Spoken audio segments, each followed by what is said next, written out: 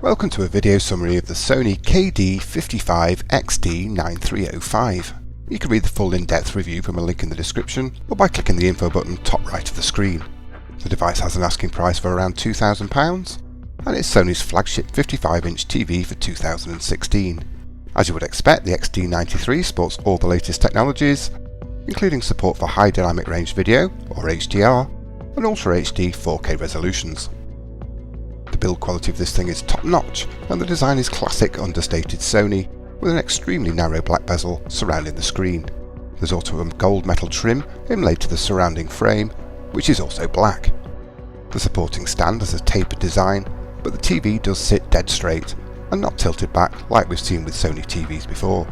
Connections are plentiful and are scattered around the back of the panel. On the right we have two USB 2.0 and one USB version 3.0 port, with a headphone stroke audio out sandwiched in between.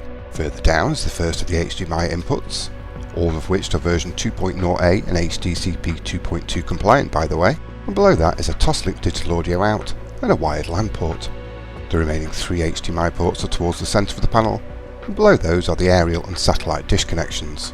In the centre are some legacy video and audio connections, including SCART, component, and its accompanying stereo jacks.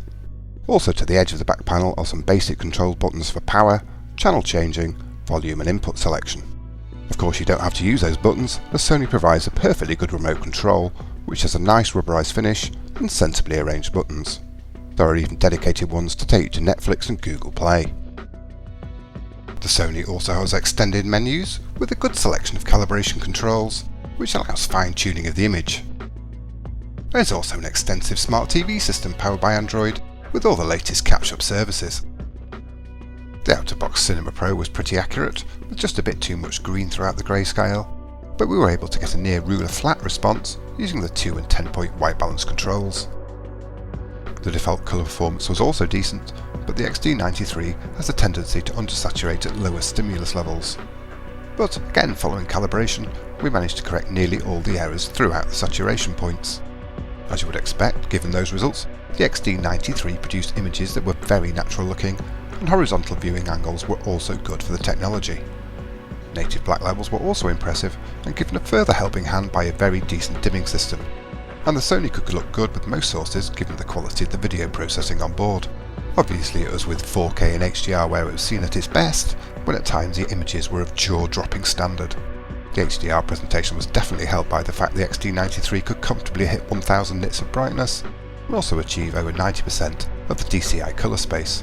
The dimming system occasionally slipped up, but not very often, and we would definitely recommend using it. The Sony KD-55XD9305 is one seriously impressive TV in almost every way, and well deserving of its AV Forum's highly recommended award. You can read more reviews at avforums.com/reviews.